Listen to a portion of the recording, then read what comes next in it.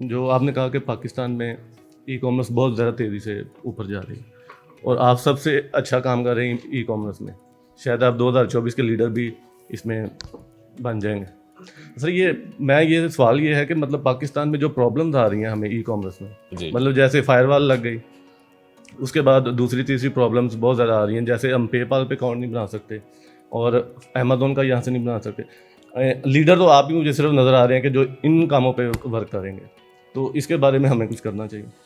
देखें, मैं actually policy maker नहीं हूँ, मैं अवेयरनेस क्रिएट करने वाला इंसान हूँ, एक ना कि मैं पॉलिसी बना के उसको इम्प्लीमेंट करूँ। तो पॉलिसी मेकर्स के लिए आपने कुछ और लीडर्स को चूज़ किया हुआ है जो कि इस वक्त उस मुल्क को रन कर रहे हैं। हम तो अपनी आवाज़ को उठा सकते हैं, जो कि हम उठा रहे हैं, ज़्यादा से ज़्यादा लोगों को समझ आ जाए। इतनी रिस्ट्रिक्शन के बावजूद भी एक मार्केट आपकी ई कॉमर्स की $5.2 बिलियन पे आ जाए, जो स्टेट बैंक कह रहा है। स्टेट बैंक वो चीज़ें कहता है जो कि बेसिकली वो उसकी जो फाइलिंग करते हैं and all this, cash on delivery, शायद बहुत सारी चीज़ें जो है वो अवॉइड होती हैं। तो ये मार्केट बहुत ऊपर जा चुकी है और इसमें क्रेजीनेस इंक्रीज़ है। तो देखें, हम ज़्यादा से ज़्यादा अपनी इश्यूज़ को रेज़ करेंगे। फायरवॉल का अगर इशू है तो मेरा नहीं ख्याल ये आपको कुछ चीज़ से अभी स्टॉप कर रहा है।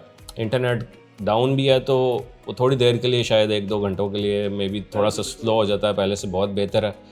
अगर हुआ डाउन तो वो फिर हम बहुत ज़्यादा सिवियर इसमें आवाज़ उठाएंगे जैसे हमने पहले की।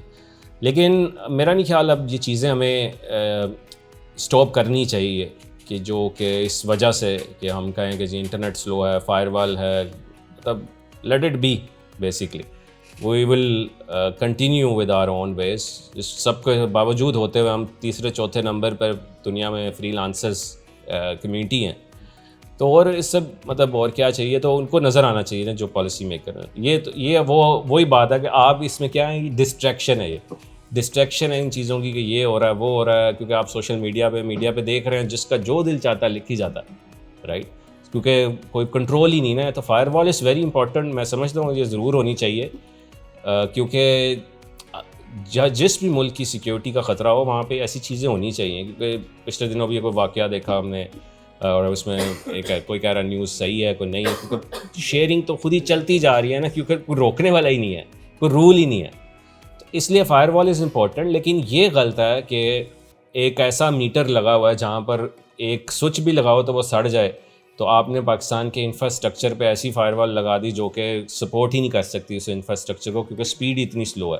तो ये मसला है, लेकिन ये हमें रोक नहीं रहा ग्रो करने से, क्योंकि ये डिस्ट्रैक्शन है और ये माइंडसेट है कि इसकी वजह से मैं कामयाब नहीं हो रहा। ये लूज़र माइंडसेट होता है कि वो कहता है कि ये वजह है इसलिए मैं कामयाब हूँ। तो हमने मुश्किलें देख कर ही आगे निकलना।